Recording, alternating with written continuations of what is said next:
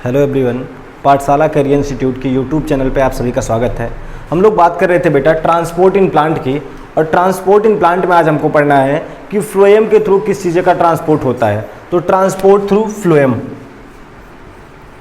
Transport by phloem. पहले हम बात करेंगे बेटा किस किस चीज़ का ट्रांसपोर्ट होता है फ्लोएम के थ्रू। तो हम बात करते हैं जो फ्लोएम के थ्रू ट्रांसपोर्ट होता है, सबसे पहला पॉइंट उसमें हो जाएगा कैसा होता है, बाई डायरेक्शनल होता है।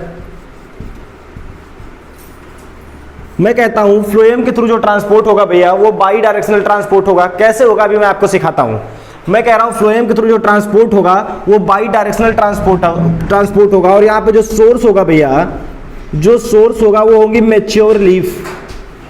मैच्योर लीफ क्या होंगी, सोर्स होंगी। सोर्स हम उसे बोलते हैं जहां पे चीजें बनती हैं।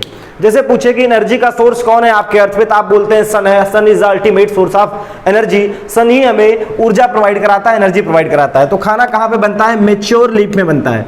और सिंक का काम कौन करता है भैया, सिंक का काम कौन करता है, तो हम जानते हैं सोर्स वो होता है जो हमें चीजें प्रोवाइड कराता है, और सिंक वो होता है जहां पे चीजों का यूज किया जाता है। तो हम बोलते हैं fruit, root and young leaf.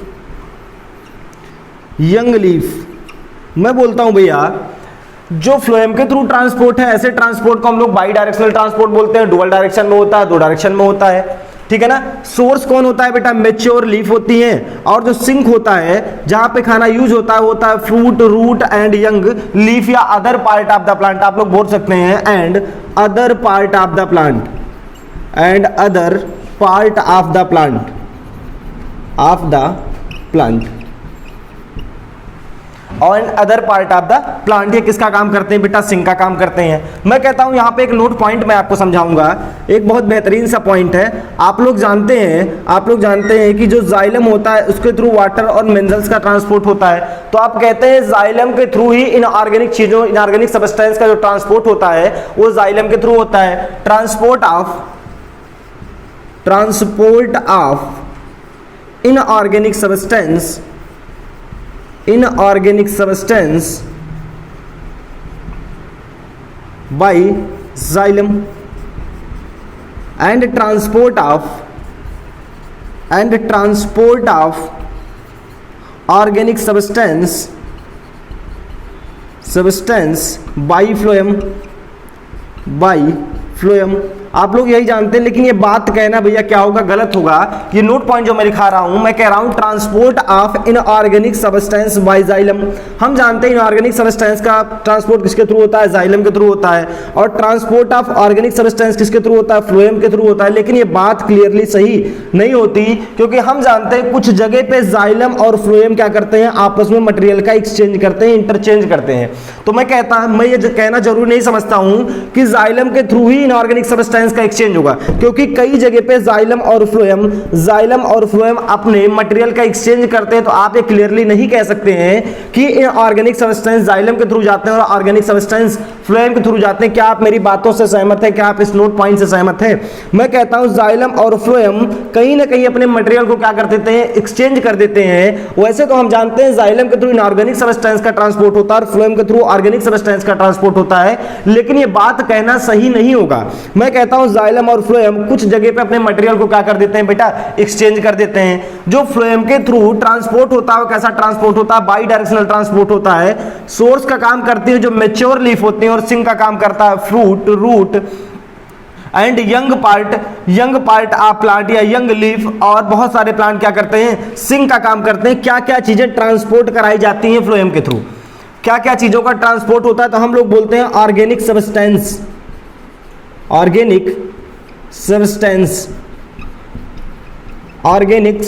का ट्रांसपोर्ट किया जाता है। सम हार्मोन्स,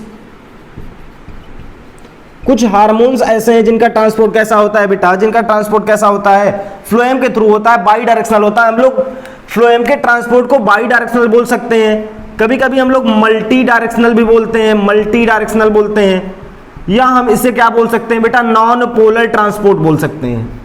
नॉन पोलर ट्रांसपोर्ट बोल सकते हैं। समझने की कोशिश करिएगा जल्दी से, बच्चों के टॉपिक समझ में नहीं आता, एक छोटा सा टॉपिक होता है ट्रांसपोर्ट बाय फ्लोएम। मैं कह रहा हूं ऑर्गेनिक सब्सटेंस का ट्रांसपोर्ट होगा, सम हार्मोन्स का ट्रांसपोर्ट होगा, और किस चीज का ट्रांसपोर्ट होगा बेटा, अमीनो एसिड का भी ट्रांसपोर्ट यही इसी के द्वारा होता है। अमीनो एसिड का भी ट्रांसपोर्ट होता है इसी के द्वारा। अमीनो एसिड ट्रांसपोर्ट किसके द्वारा होगा, फ्लोएम के द्वारा होगा। क्या ये बातें क्लियर हैं? मैं कह रहा हूं कि फ्लोएम के थ्रू जो ट्रांसपोर्ट होता है बाई डायरेक्शनल होता है, या इसी को बोलते हैं multi directional, non polar transport बोलते हैं। सोर्स का काम कौन करेंगी बेटा, मैच्योर लीफ करेंगी। कभी यंगर लीफ खाने को नहीं बनाती, जो लीफ मैच्योर हो चुकी होती है वो क्या कराती हैं, फूड को प्रिपेयर करती हैं, खाने को बनाती हैं। सिंग का काम करेगा fruit, root, younger leaf and other part of the plant. Phloem के थ्रू ऑर्गेनिक सब्सटेंस का ट्रांसपोर्ट होगा, कुछ हार्मोन्स का भी ट्रांसपोर्ट फ्लोएम के थ्रू होता है। और जिस हार्मोन का ट्रांसपोर्ट फ्लोएम के थ्रू होता है उस हार्मोन को बोलते हैं बेटा non polar transport type, non polar transport बोलते हैं। उस हार्मोन का जो ट्रांसपोर्ट होता है कैसा होता है, नॉन पोलर टाइप का होता है। मैं कहता हूं जो अमीनो एसिड है इसका भी ट्रांसपोर्ट किसके द्वारा होगा, अमीनो एसिड का ट्रांसपोर्ट किसके द्वारा होता है बेटा, फ्लोएम के द्वारा होता है। क्योंकि आप जानते हो जो अमीनो एसिड होते हैं वो कैसे होते हैं, ऑर्गेनिक होते हैं, उसमें कार्बन्स पाए जाते हैं। उसमें क्या पाए जाते हैं बेटा, कार्बन्स पाए जाते हैं। अमीनो एसिड कैसा है, ऑर्गेनिक है, और हम जानते हैं ऑर्गेनिक चीजों का सब्सटेंस किसके थ्रू होता है, फ्लोएम के थ्रू होता है। नोट पॉइंट आप लोग समझ गए। मैं कहता हूं इनऑर्गेनिक सब्सटेंस का जो ट्रांसपोर्ट होता है जाइलम के थ्रू होता है, और ऑर्गेनिक सब्सटेंस का ट्रांसपोर्ट फ्लोएम के थ्रू होता है। लेकिन ये बात कहना हमारे लिए सही नहीं होगा, क्योंकि कुछ जगहों पे जाइलम और फ्लोएम अपने मटेरियल को क्या कर देते हैं, एक्सचेंज कर देते हैं। इस वजह से हम डायरेक्टली नहीं कह सकते हैं कि जाइलम के थ्रू इनऑर्गेनिक सब्सटेंस का ही ट्रांसपोर्ट होता है। हो सकता है कुछ ऑर्गेनिक सब्सटेंस भी जाइलम के थ्रू ट्रांसपोर्ट कर जाएं, या कुछ इनऑर्गेनिक सब्सटेंस फ्लोएम के थ्रू ट्रांसपोर्ट कर जाएं। यहां तक बातें आपको क्लियर हैं, यहां तक बातें आपको समझ में आ रही हैं? तो चलिए हम लोग बढ़ते हैं आगे की तरफ, देखते हैं फ्लोएम के ट्रांसपोर्ट को क्या बोलते हैं, या फ्लोएम का ट्रांसपोर्ट कैसे, फ्लोएम के थ्रू ट्रांसपोर्ट कैसे होता है सुक्रोज का। मैं कहता हूं फ्लोएम के थ्रू फूड का ट्रांसपोर्ट होता है। यहां पे एक मॉडल दिया गया है, प्रेशर फ्लो हाइपोथेसिस या मास फ्लो हाइपोथेसिस हम लोग पढ़ते हैं। जैसे हम वाटर के ट्रांसपोर्ट में पढ़ रहे थे बेटा, transpiration pull, cohesion tension transpiration pull model, CTT model हम लोग पढ़ रहे थे, cohesion tension transpiration pull model. हम लोग यहां पे पढ़ेंगे pressure flow hypothesis, pressure flow hypothesis, या इसी को हम लोग बोलते हैं mass flow hypothesis, mass flow hypothesis. Pressure flow hypothesis क्या है, मास फ्लो हाइपोथेसिस क्या है? मैं कहता हूं प्रेशर फ्लो हाइपोथेसिस जो है ये भैया किसके द्वारा होती है, पुश के द्वारा होती है। पुश का मतलब हो जाता है बेटा पॉजिटिव प्रेशर, पॉजिटिव प्रेशर। तो यहां पे एक की पॉइंट आप लोग नोट करेंगे कि जाइलम में आपने देखा था जाइलम में कि जो वाटर का एब्जॉर्प्शन होता है वो किस तरीके से होता है, रूट प्रेशर के पास पुश के तरीके से होता है, एक्टिव होता है। तो मैं कहता हूं जो फ्लोएम है, फ्लोएम में जो फूड का एब्जॉर्प्शन होता है वो भी कैसा होगा, एक्टिव होगा। फूड की लोडिंग भी एक्टिव होती है, लोडिंग भी एक्टिव होती है। लोडिंग कैसी होती है बेटा, एक्टिव होती है। और अनलोडिंग भी कैसी होती है, अनलोडिंग भी कैसी होगी बेटा, एक्टिव होगी। अगर मैं मिनरल्स की बात करूं तो हो सकता है लोडिंग एक्टिव हो सकता है कैसी हो बेटा, इनएक्टिव टाइप के, हो सकता है एक्टिव हो सकता है पैसिव हो सकता है अनलोडिंग जो है एक्टिव हो सकता है कैसी हो, पैसिव हो। लेकिन फ्लोएम के थ्रू जो फूड का ट्रांसपोर्ट होता है यहाँ पे लोडिंग भी एक्टिव होती है और अनलोडिंग भी एक्टिव होती है। बहुत बेहतरीन क्वेश्चन पूछे जाते हैं यहाँ से कि फ्लोएम के थ्रू जो फूड होता है उसकी लोडिंग वाला प्रोसेस कैसा प्रोसेस है, तो आप बोलेंगे एक्टिव प्रोसेस, एनर्जी का खर्च करके किया जाता है। अनलोडिंग कैसी होती है, तो ये भी कैसी होती है, एक्टिव होती है। चलिए समझने की कोशिश करेंगे। मैंने आपको बताया जो सोर्स है वो क्या है बेटा, मैच्योर लीफ है, मैच्योर लीफ है। और सिंक कौन है बेटा, सिंक है भैया fruit, root, fruit, root, young leaf,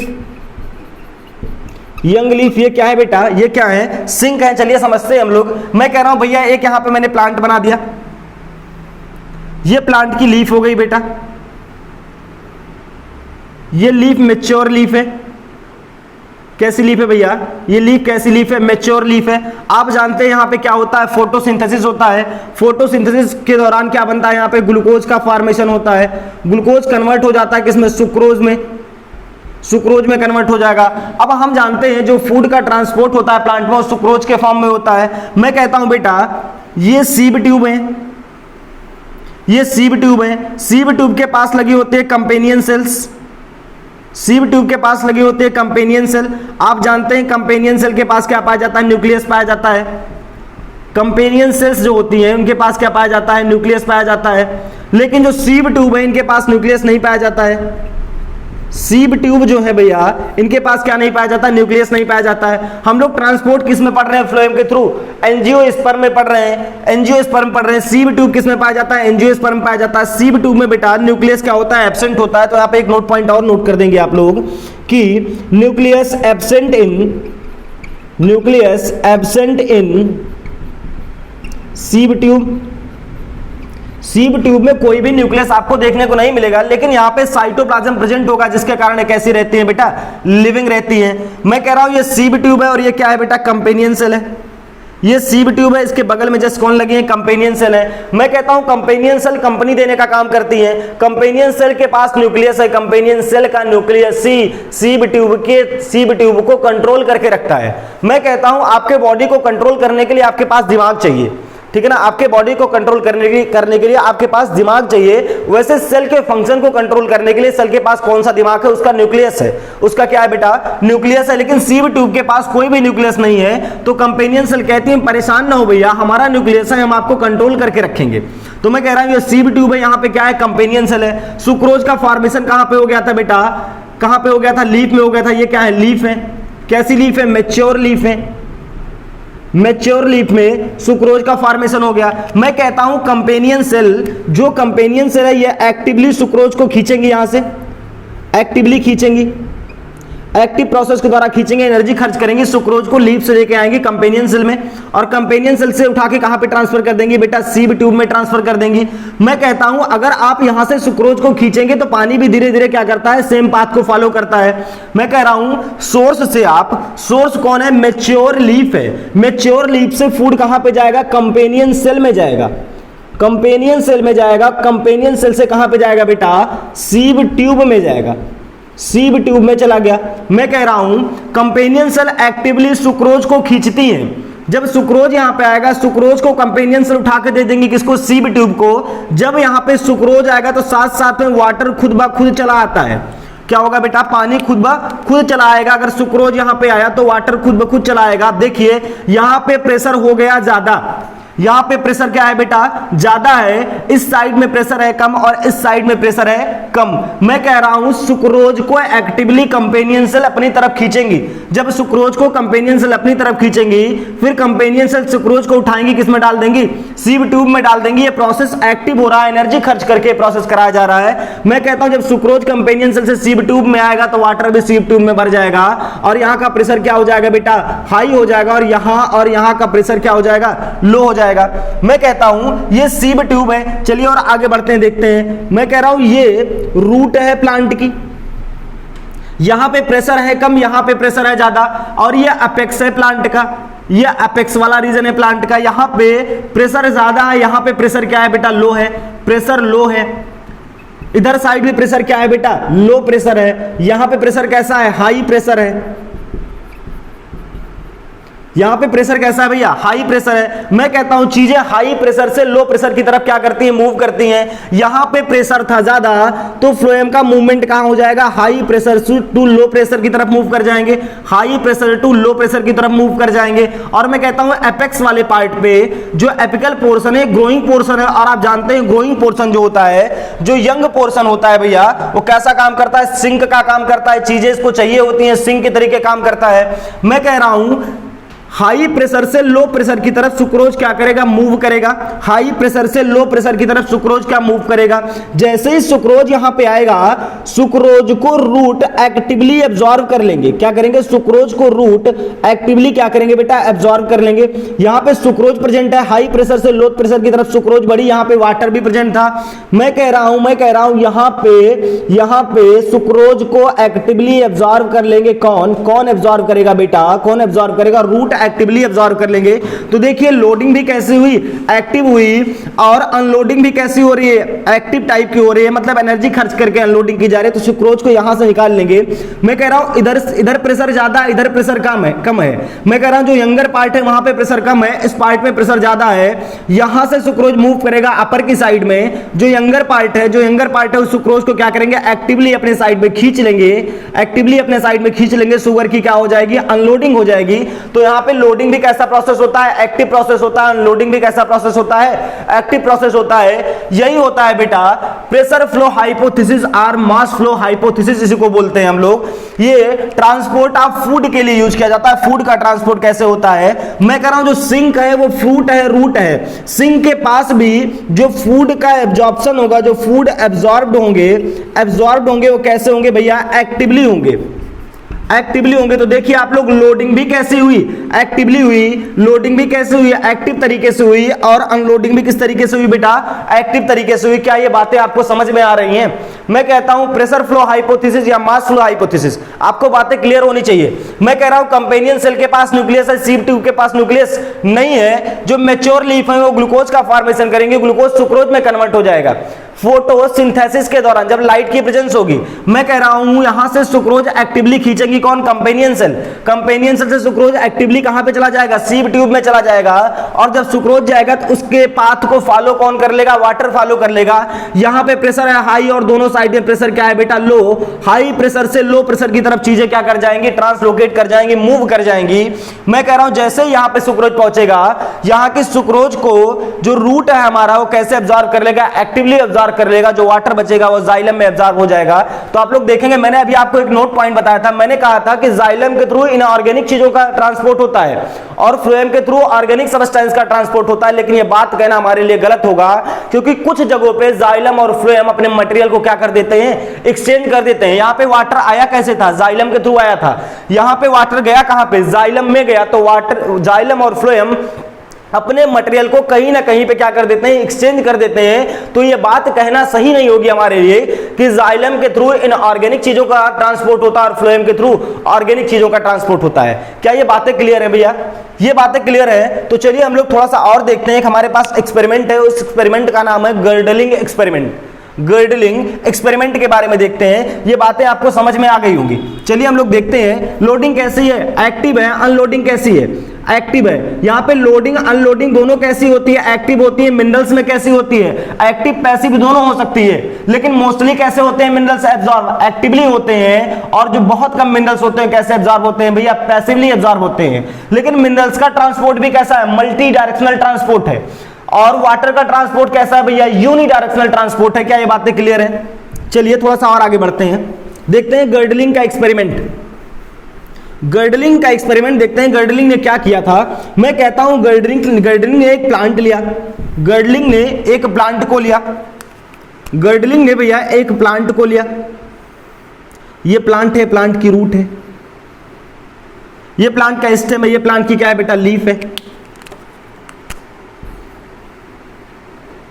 ये रूट था, ये था बेटा स्टेम, और ये थी लीफ प्लांट की।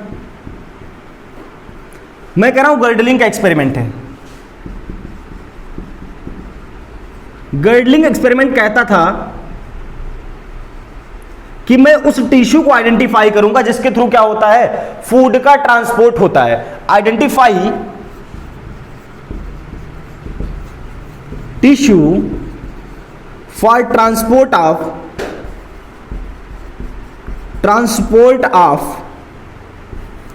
फूड।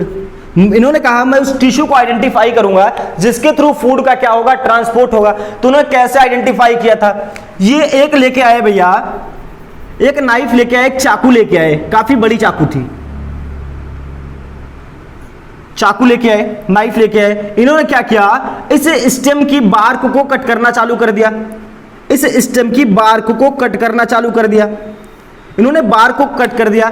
इस नाइफ से इन्होंने बार्क को काटा। जब इन्होंने बार्क को काटा स्टेम की, तो बार्क कट गई होगी इस तरीके से। स्टेम की बार्क को काट के निकाल दिया, तो ये स्टेम हमको कुछ इस तरीके का दिखने लगेगा।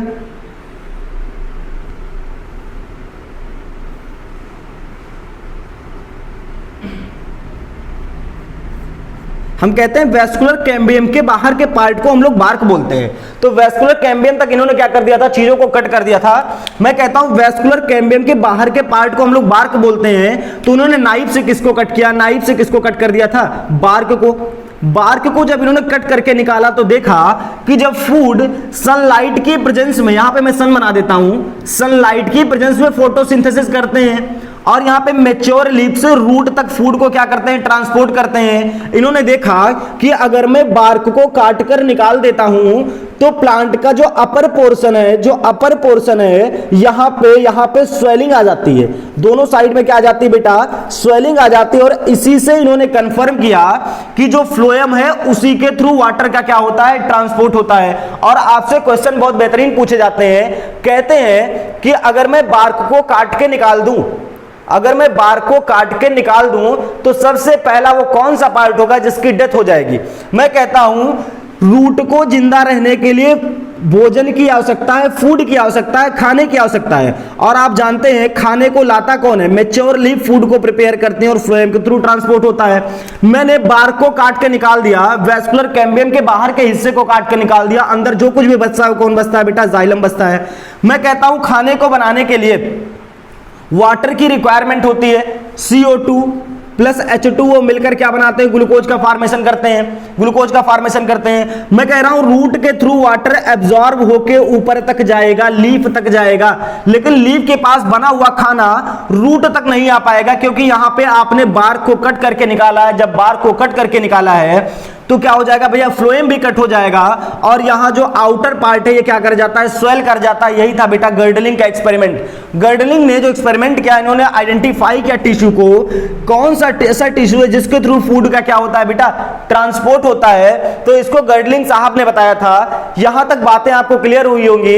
मैं कहता हूं ये चैप्टर पूरी तरीके से आपका खत्म हो चुका है। हम लोग नेक्स्ट लेक्चर में स्टार्ट करेंगे मिनरल न्यूट्रिशन। एक बेहतरीन चैप्टर खत्म हुआ आपका। इस चैप्टर के क्वेश्चंस को लगाएंगे और जो भी डाउट होगा आप हमें कमेंट बॉक्स में बताएंगे। धन्यवाद आप सभी का।